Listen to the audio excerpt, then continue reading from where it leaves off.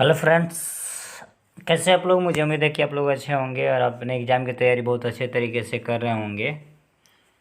मैं आर के पाल आपका अपने चैनल आरपीसी टेट पॉइंट में स्वागत करता हूं। जैसे कि हम लोग सीडीपी का सीरीज चला रहे थे, जिसमें हम लोग पियाजे को और जिन पियाजे को पढ़ चुके थे और वाइगोत्स्की को पढ़ चुके थे, इसमें उसी सीरीज़ को कंटिन्यू करेंगे। इस वीडियो में हम लोग कोहलबर्ग को, सीडीपी का ये तीसरा क्लास होगा, टॉपिक तीसरा होगा।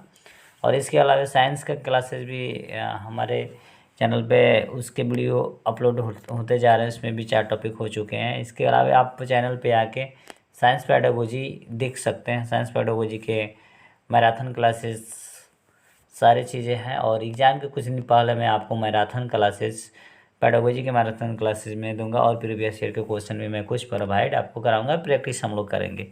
तो अभी चलिए देखते हैं इस वीडियो में कि कोहलबर्ग जो थे ये क्या दिए थे और कहाँ के वैज्ञानिक थे और कौन से सिद्धांत दिए थे। तो आप देख रहे होंगे कि यहाँ पे स्क्रीन पे लिखा हुआ है कि moral development of theory, Kohlberg का नैतिक सिद्धांत। ये कौन से सिद्धांत दिए थे? कोहलबर्ग का नैतिक सिद्धांत दिए थे। और ये आप इनका फिगर भी देख रहे होंगे। कोहलबर्ग का नैतिक सिद्धांत में आप इनका फिगर देख रहे होंगे। ये वाला जो है यही है, ये कोहलबर्ग हैं। और ये कहाँ के निवासी थे? तो ये अमेरिका के निवासी थे। आप देख रहे होंगे ये वैज्ञानिक थे। और ये क्या दिए थे? नैतिकता का, ये एक नैतिकता का सिद्धांत दिए थे। नैतिकता का सिद्धांत, ये नैतिक विकास का सिद्धांत ये दिए थे।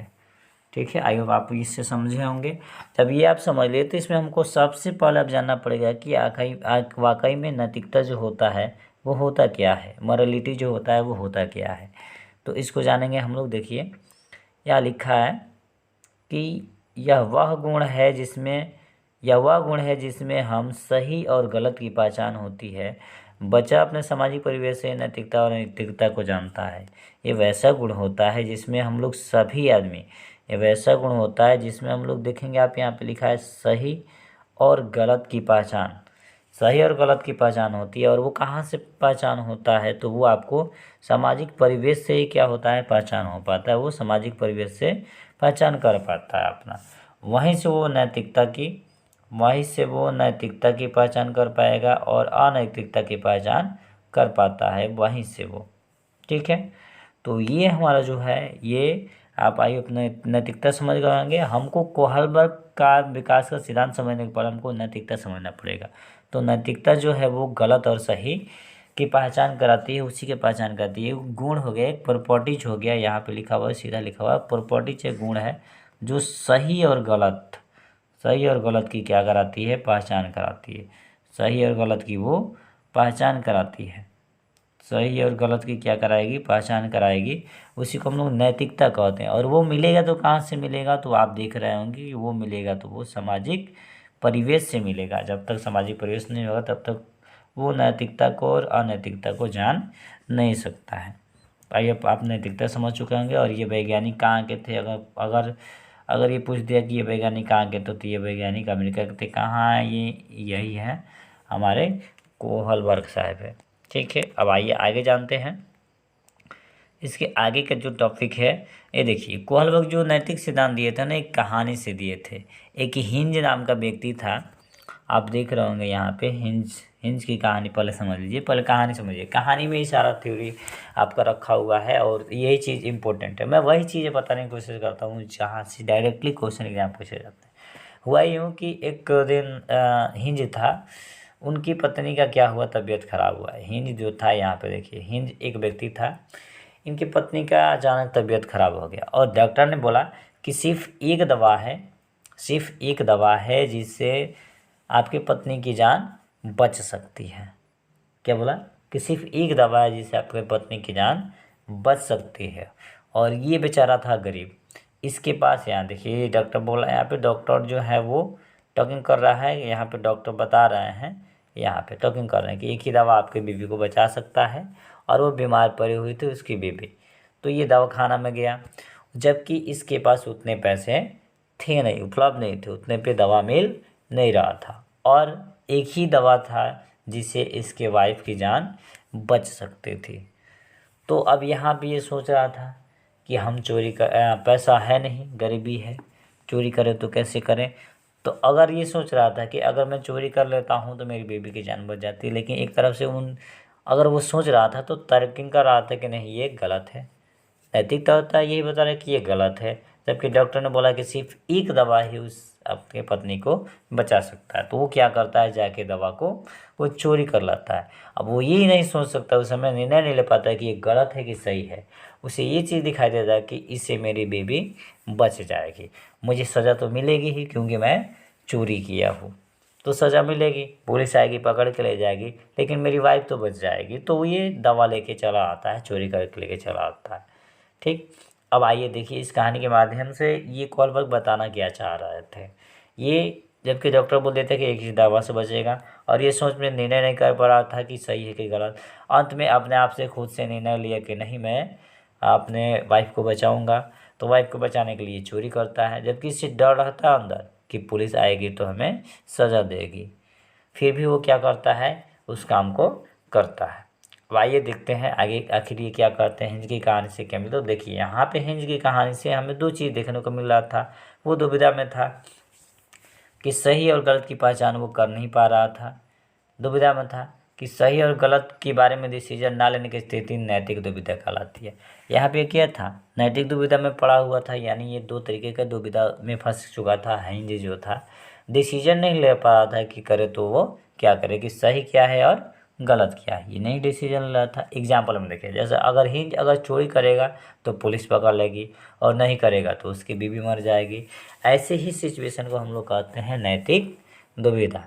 और ये जैसे ही अगर हिंज अगर चोरी नहीं करता, हिंज अगर चोरी नहीं करता तो उसकी वाइफ जो है, उसकी पत्नी जो है मर जाती। अगर चोरी करता तो उसको पुलिस पकड़ के लेके चली जाती। तो ये नैतिक दुविधा हुआ, इसको हम लोग नैतिक दुविधा कहते हैं। ये नैतिक दुविधा में क्या था, ये फंसा हुआ था। तो ऐसी स्थिति को ही हम लोग डिसीजन इसमें ना ले पाएगा कि वो रॉन्ग है या राइट है, ये व्यक्ति डिसीजन ले सकता है। ऐसे सिचुएशन को, ऐसे स्थिति को हम लोग नैतिक दुविधा कहते हैं। तो ये हिंज के साथ था। अगला देखिए, अगला इसमें अब दूसरा पॉइंट जो आता है वो होता है नैतिक तड़करा। नैतिक तड़करा आता है, नैतिक तड़करा मोरल रीजनिंग आता है। आप अंग्रेजी पे ज़्यादा ध्यान देंगे, इंग्लिश पे ही ज़्यादा ध्यान देंगे क्योंकि यही डायरेक्टली पूछता है। हिंदी पे ज़्यादा ध्यान नहीं देंगे, उस पर भी ध्यान देंगे, लेकिन सबसे ज़्यादा पेपर में इंग्लिश पे ध्यान देंगे। अगर ये समझ में ना आता है आपको तो हिंदी पे ध्यान देंगे। अब इसमें देखिए, इसमें क्या था कि सही और गलत के बारे में डिसीजन लेने में शामिल प्रक्रिया को नैतिक तड़करा कहते हैं। सही और गलत में से किसी को चुनना, जैसे हिंद ने चोरी को चुना। देखिए अब इसमें व्यक्ति जो होता है वो क्या करता है, व्यक्ति जो होता है वो क्या करता है, वो डिसीजन लेना स्टार्ट कर देता है। यानी इसमें सही हो, चाहे उसमें सही हो या गलत हो, उसमें सही हो या गलत हो, उसका डिसीजन वो क्या करता है, इसमें ले लेता है। वो प्रक्रिया शामिल हो जाता है, बोरा ले लेते कि सही है कि गलत है। उसी को हम लोग नैतिक तड़करा कहते हैं। और ये नैतिक तड़करा में जैसे में हिंज ने क्या किया था, हिंज ने सही और गलत में से किसी एक को चुनना। जैसे हिंज ने चोरी को चुना, उसमें क्या किया, चोरी को चुना था कि चोरी को चूज करेंगे तो मेरी बीवी की जान बच जाएगी। तो ये क्या हुआ, डिसीजन ले लिया एक फाइनल, और उसमें दुविधा में था। तो नैतिक तड़करा और नैतिक दुविधा आप लोग समझ पाएंगे। उसमें सही गलत का, नैतिक दुविधा में सही गलत का फैसला कर नहीं पाते हैं, और नैतिक तड़करा में एक डिसीजन ले लेते हैं कि चाहे वो सही है चाहे गलत है, लेकिन एक डिसीजन ले लेता है। तो इसमें व्यक्ति जो होता है स्वतंत्र होता है डिसीजन लेकर। जैसे हिंद ने चोरी के लिए चूज किया, लेकिन उसमें सोच रहा था कि अगर चोरी नहीं करे तो बीवी मर जाएगी, और चोरी करते हैं तो पुलिस पकड़ के लेके चली जाएगी। तो दुविधा में था। आइए आप दोनों चीज़ समझे होंगे। अब आइए आगे देखते हैं। नेक्स्ट, अब कोहलबर्ग जो थे, ये सिद्धांत ये इम्पोर्टेंट है और यहाँ से क्वेश्चन आते हैं। तो ये कोहलबर्ग के नैतिक सिद्धांत में अगर देखेंगे तो इन्होंने 3 लेवल बताए हैं अपने नैतिकता के। 3 लेवल बताए हैं अपने नैतिकता के। सबसे पहला लेवल जो है, 3 लेवल बताए हैं और उसमें प्रत्येक में 2-2 पार्ट बताए हैं, 2-2 भाग बताए हैं। तो पहले लेवल जान लेते हैं। फर्स्ट लेवल इनका जो था प्राकृतिक रूढ़िगत नैतिकता स्तर, प्री कन्वेंशनल स्टेज। जो 4 वर्ष से लेके 10 वर्ष तक होता है, जबकि प्याजे जो थे 0 से 2, 2 से 4, 0 से 2 और 2 से 6 या 6 से और 12 से 16 तक पहुँचे थे। 4 स्टेज वो भी दिए थे और ये 3 स्टेज दिए हैं, लेकिन उसमें 2-2 पार्ट बता दिए हैं। तो इसमें क्या बताया थे, इसमें देखिए, इस अवस्था में नैतिकता शून्य होते हैं, यानी बच्चा को सही गलत के बारे में पता नहीं होता है। इस अवस्था में नैतिकता का दूसरे लोगों के मानकों के अनुसार होती है। इस स्टेज में क्या होता है, बच्चे को ये पता नहीं होता है कि क्या गलत है क्या सही है, वो नहीं जानता और ना ही वो तर्क कर सकता है। वो दूसरे लोग जो बता देगा ना ये सही है तो सही है, गलत है तो गलत है। अब इस अवस्था को भी क्या किया गया है, 2 अवस्था में बांटा गया। पहला दंड एवं आज्ञा पालन, पालन उन्मुक्ता, पनिशमेंट एंड ओबीडियंस, अंग्रेजी याद रखेंगे। इसमें बच्चे की नैतिकता यानी सजा और आज्ञा पालन पर आधारित होती है। यानी इसमें बच्चे को ये बताया जाता है इस स्टेज में बच्चे को कि अगर तुम गलती करोगे तो तुम्हें सजा मिलेगा, और उसको आज्ञा देता है कि ये तुमको काम करना है। जैसे एग्जाम्पल में, जब हिंज ने चोरी की तो बच्चों ने सोचा कि अगर वो चोरी करेगा तो उसे सजा मिलेगी। जैसे हम ही और आप पढ़ रहे हैं तो हम लोग सोच रहे हैं कि हिंज चोरी किया तो उसे सजा जरूर मिलेगी। तो ये चीज़ें सजा पे और आज्ञा पे आधारित होती हैं, पहला जो था। दूसरा इसमें टॉपिक जो है, इसका दूसरा भाग, ये थोड़ा सा पीडीएफ में इधर उधर हो गया है। इसका दूसरा भाग जो है वो देखिए, वो दूसरा भाग ये होता है सदनात्मक सापेक्षक सापेक्ष एवं उन्मुक्ता। इसमें ये बच्चा क्या करता है, इस अवस्था को जैसे को तैसे भी कहा जाता है, क्योंकि इसमें जैसा व्यवहार कोई उसके साथ करेगा वो खुद भी करेगा। इसमें दूसरा स्टेज जो आता है वो क्या होता है, क्योंकि ये 4 वर्ष से 10 वर्ष के बच्चे रहते हैं। आप लोगों ने भी स्कूलों में बहुत ज़्यादा किया होगा, पेंसिल बहुत किया। मैंने तो बहुत ज़्यादा किया है, मैंने तो पेंसिल खूब तोड़ा है सबका। तो इसमें आप देख सकते हैं, इसमें बच्चा जो होता है जैसे को तैसा बिहेव करता है, मतलब आपने जैसे किया वैसे करेगा। जैसे आप फिगर में यहाँ पे देख रहे हैं डायग्राम में, एक बच्चे ने दूसरे के बच्चे की पेंसिल तोड़ी तो दूसरे बच्चे ने भी उसका पेन तोड़ दिया। जैसे यहाँ पे देखिए, ये बच्चे क्या हुआ, उसके पेंसिल को तोड़ दिया, तो इसने क्या किया, उसके पेन को तोड़ दिया, हिसाब बराबर हो गया, ये तड़कड़ा हुआ। तो ये दूसरा स्टेज उनका था। तो एक में उसको तो पता नहीं कि नैतिकता क्या है, दूसरा जैसे जैसे अगर हम उसके साथ करते हैं वैसे ही वो बिहेव करेगा, यानी जैसे को तैसे पे क्या करेगा, जैसे को तैसे पे वो काम करना है स्टार्ट करता है, जैसे को तैसे पे स्टार्ट करता है। दूसरा स्टेज आप ये समझेंगे, तो जैसे का तैसे करता है तो प्री कन्वेंशनल एज में जाएगा, लेकिन वो दूसरे स्टेज में जाएगा। अगर उसके बारे में पता नहीं है गलत है कि सही है, तो वो दूसरा कोई अगर बताता है तो वो पहला स्टेज में चला जाएगा। अब देखिए इनके नेक्स्ट स्टेज जो होते हैं, दूसरा देखेंगे। दूसरा स्टेज होता है रूढ़िगत नैतिकता का स्तर, कन्वेंशनल स्टेज, जो 10 वर्ष से लेकर 13 वर्ष तक होता है। कभी कभी ये पूछ देता है कि रूढ़िगत नैतिकता स्तर का वर्ष कहाँ से कहाँ तक होता है, तो 10 वर्ष से 13 वर्ष तक। इस अवस्था में बच्चा दूसरे लोगों को मानक को अपने अंदर समावेशित कर लेता है तथा उसी के कारण सही गलत का निर्णय करता है। इस स्टेज में क्या होता है, बच्चा जो होता है, लोग जो कह दे, जैसे पापा कह दिए कि नहीं ये बेटा गलत है, तो उसको मान लेगा, उसी के अकॉर्डिंग वो सही और गलत मानेगा, यानी समाज के अकॉर्डिंग वो चलेगा इस अवस्था में। अब इसको भी अगर देखा जाए तो इसको भी 2 अवस्था में बांटा गया है। एक होता है गुड गर्ल, अच्छा लड़का लड़की बनने की, गुड गर्ल गुड बॉय, और दूसरा होता है लव ऑर्डर ऑडिएशन।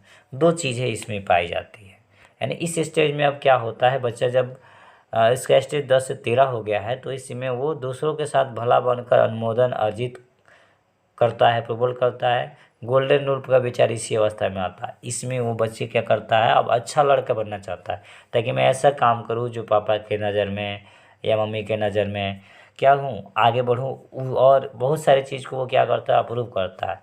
इसलिए इसको हम लोग गोल्डन रूल भी कहते हैं, इस अवस्था को गोल्डन रूल भी कहा जाता है। इसमें एक होड़ लगी रहती है कि हमें अच्छा लड़का बनना, अच्छा लड़की बननी है। 10 से 13 वर्ष के इसमें, और प्राइज लेके आएगा, क्या क्या करेगा, बहुत ज़्यादा वर्क करेगा इस पर। तो इसमें बच्चा जो होगा, इसलिए इस रूल को गोल्डन रूल भी कहा जाता है। अब दूसरा जो होता है कानून एवं व्यवस्था उन्मुक्ता, लॉ एंड ऑर्डर ओडिएशन। इसमें आप देखिए, इसमें तो ये पता चल गया, इसमें बच्चे क्या करते हैं, बच्चा कानून तथा सामाजिक व्यवस्था को बनाए रखने की भावना विकसित करता है। इसमें बच्चे को अब ये नैतिक तरक्की की गुण चूँकि आ जाती है, तो वो अब सोचता है कि कानून को हम बनाए रखें, सामाजिक व्यवस्था जो भी है उसको बनाए रखें। उसी को ये क्या करता है, विकसित करता है, क्योंकि उसके पापा का एक्सीडेंट हो गया था रेड लाइट पार करते हुए, इसलिए वो ऐसा नहीं करेगा। जैसे यहाँ पे फिगर में आप देख रहे होंगे कि यहाँ पे दिखाई दे रहा है रेड लाइट सिंबल, तो इसके पापा का एक्सीडेंट हुआ था, तो इसे पता हो गया है कि नहीं सामाजिक में रेड लाइट अगर दिखाता है तो हमें उस तरफ नहीं जाना है, क्योंकि इसके पापा का डेथ इसी वजह से हुआ था। तो वो उसको वो विकसित करने लगता है, उस भावना को वो विकसित कर लेता है। इसलिए जब भी रेड लाइट होगा तो वो उसे पार नहीं करेगा, ऐसा नहीं करेगा, क्योंकि उसके पापा का क्या हो चुका था, डेथ हो चुका था। यानी इसके अंदर तकड़ा की शक्ति बढ़ जाती है और सामाजिक सोशल से ये क्या होता है, जुड़ जाता है।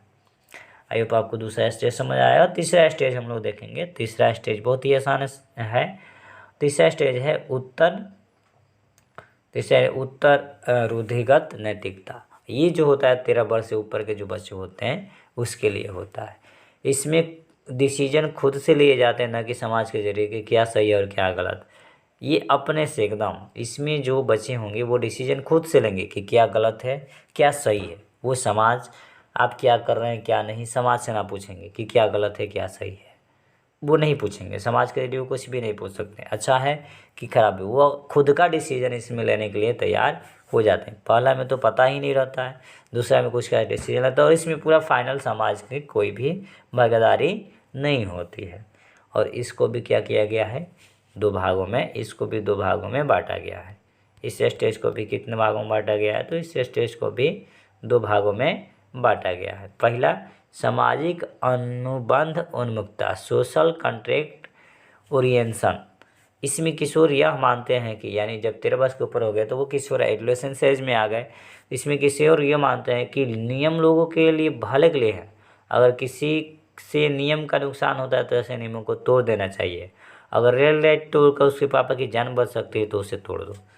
इसमें अब किशोर क्या सोचते हैं कि नियम जरूरी है, नियम लगाना जरूरी है, वो भले के लिए है, लेकिन यदि नियम से किसी के नुकसान होते हैं तो उस नियम को हमें तोड़ देना चाहिए। जगह अगर मतलब रेड लाइट का नियम है कि रेड लाइट लगा, अगर इसके पापा का तबीयत खराब है, तो अगर उसके पापा की जान इस सिंबल को तोड़ने से, रेड लाइट को तोड़ने से बच सकते हैं तो उसे तोड़ देना चाहिए। कहने का मतलब इसका ये होता है।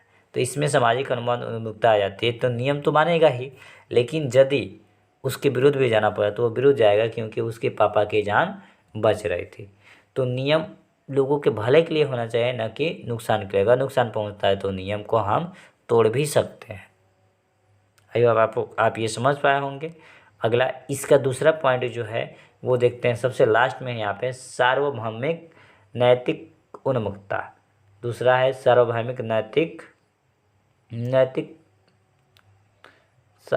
नैतिक सिद्धांत उन्मुखता, यूनिवर्सल इशियल प्रिंसिपल इनमें। इसमें किशोर दूसरे के विचारों से नहीं बल्कि अपने खुद मानकों के अनुसार व्यवहार करते हैं। इसमें किशोर दूसरे के फायदे के लिए अपने जान पर भी खेल जाता है। ये वही स्टेज होता है जिस पे ये सोचते हैं कि नहीं, हम अपने लिए नहीं, खुद के लिए नहीं, अपने अनुसार व्यवहार करता है, लेकिन खुद के बारे में नहीं सोचता। वो दूसरों को फायदे के लिए अपनी जान पे भी क्या हो जाएगा, खिल जाएगा। जैसे भगत सिंह ने था, इसी काफ़ी कम एज में इन्होंने क्या किया था, काफ़ी कम एज में इन्होंने वीरगति को प्राप्त किया था, क्योंकि इनमें था कि हम अपने देश के लिए जान देंगे। भले कोई मना करते थे कि नहीं ठीक नहीं है, क्रांति में ना जाओ, लेकिन इनकी सोच थी, अपनी सोच थी कि नहीं मैं अपने देश के लिए जान दूंगा, भले मेरी जान चल जाए, लेकिन मैं देश के खिलाफ, देश की आज़ादी के लिए मैं लड़ूंगा जरूर। और वीरगति को अंत में ये प्राप्त है, क्या ही थे ये कहने के लिए। तो इसमें बच्चा जो होता है ना, किशोर जो होता है, वो दूसरों के फायदे के लिए, अपनी जान पर भी खेलने के लिए तैयार रहता है। और इसमें वो खुद का मानक व्यवहार का अनुसार अपने अनुसार से करता है, दूसरों के विचार से उससे कोई मतलब नहीं होता है। इसको यही लगता है कि जो मैं कर रहा हूँ वही सही है, जैसे इन्होंने किया, भगत सिंह ने किया। ये आदर्श रहे हैं और वीरगति को प्राप्त हुए थे। इनको मैं सत नमन करता हूँ। हमारे देश में ऐसे ऐसे लोग थे। तो ये दूसरों के फायदे के लिए अपनी जान की भी परवाह नहीं किए। तो इस देश में बच्चा जो होता है दूसरे के जान की भी परवाह नहीं करता है। ये 3 स्टेज है, इनके 6 पार्ट थे, आप समझ में आया होगा। अब इनके कुछ आलोचनाएं हुई थी, उसको हम लोग देख लेते हैं। देखिए, कोहलबर्ग के सिद्धांत की आलोचना किया था। इनके सिद्धांत की आलोचना की कैरोल गिल्गर ने की थी। उन्होंने तर्क दिया कि कोहलबर्ग ने अपने एक्सपेरिमेंट में महिलाओं को कम प्राथमिकता दी थी। इनमें दोष क्या था, ये जो कानून बनाए थे या जो नियम बनाए थे या जो सिद्धांत दिए थे, इसमें ये सिर्फ और सिर्फ इसमें एक कैलर गिलिबन जो है, कैलर गिलिबन आप यहाँ पे देख रहे होंगे, ये इन्होंने क्या किया था, इनकी आलोचना किया था। ये बताया था कि ये तर्क और क्या दिए थे, रीजन क्या बताए थे कि इसमें सिर्फ ये महिलाओं को क्या किए हैं, प्राथमिकता दी है, सिर्फ महिलाओं को प्राथमिकता दी है, पुरुषों को नहीं दिए। और ये सही में भी इस तर्क में ये दिखाई देता है, क्योंकि ये पुरुष के बारे में बात ही नहीं की है, सॉरी स्त्री के बारे में बात ही नहीं की है, पुरुष को ही ज़्यादा प्राथमिकता दी है। तो ये गलत है और ये मैं अपने तरफ से भी कहूँगा कि ये गलत है। दूसरा चीज़ ये देखिए, दूसरा चीज़ ये इन्होंने जो निकाला, इन्होंने तर्क दिया कि इन्होंने तर्क दिया कि पुरुषों के नैतिकता का आधार न्याय है, जबकि स्त्रियों के नैतिकता का आधार देखभाल क्योर करना है। ऐसे तो कुछ होता नहीं है, लेकिन इन्होंने बोला था कि पुरुष के लिए नैतिकता जो है वो न्याय है, जस्टिस है, लेकिन स्त्री का नैतिकता का आधार देखा केवल उस स्त्री का वर्ग क्या है, देखभाल करना। तो जो ये गलत है। और यहाँ पे देखिए मेल एंड फीमेल की मोरल रीजनिंग में लास्ट माइंड इनका जो था मेल एंड फीमेल के मोरल रीजनिंग में कल्चर के डिफरेंस के कोई इम्पोर्टेंट नहीं थी। और ये क्या कहते थे, मेल और फीमेल को मोरल रीजनिंग जो है ना उसमें कल्चर को शामिल, ये कल्चर जो है ना उसके डिफरेंस को इम्पोर्टेंस दिए ही नहीं थे। इस वजह से ये सिद्धांत जो था इनमें इनकी आलोचना भी हुई थी, काफ़ी ज़्यादा आलोचना हुई थी। ठीक है, तो ये सिद्धांत थे कोहलबर्ग के, जो एग्जाम के व्यू से अच्छे थे और इससे क्वेश्चन आते ही हैं। पियाजे, आपके जीन पियाजे, फिर आपका वाइगोत्स्की और कोहलबर्ग, 3 स्टेप ये पूरे हो चुके हैं। अभी 2 लिखाएंगे, अभी ओहलर बाकी हैं, उसके बाद से फिर आपके चमोस्की हैं, नॉन चमोस्की, उसके बाद से विन हिले हैं, गार्डनर साहब हैं। तो सबका थ्योरी डेली एक एक थ्योरी आते ही जा रहा है, तो आप उसको देखते जाइए। आपको ये क्लास अच्छा लगा होगा और जो एग्ज़ाम में आता है मैं उसी को बताता हूँ और वही चीज़ बताए हैं। आई होप इसको आप पढ़े होंगे तो बहुत ही अच्छा लगा होगा और आपको ये क्लास समझ में आया होगा। क्लास अगर अच्छा लगा है तो लाइक शेयर आप कर सकते हैं और इसको अगर चैनल पे व्यूअर हैं तो चैनल को, नए व्यूअर हैं तो चैनल को सब्सक्राइब कर दीजिएगा और ज़्यादा से ज़्यादा इसको शेयर कर दीजिएगा, ताकि जितने भी कैंडिडेट सीटेट की तैयारी कर रहे हैं वो अच्छे से तैयारी कर पाएँ। और चैनल को सब्सक्राइब नहीं कर तो सब्सक्राइब ज़रूर कर दीजिएगा और बेल आइकन भी दबा दीजिएगा, ताकि नोटिफिकेशन आपके पास सबसे पहले पहुंचेंगे।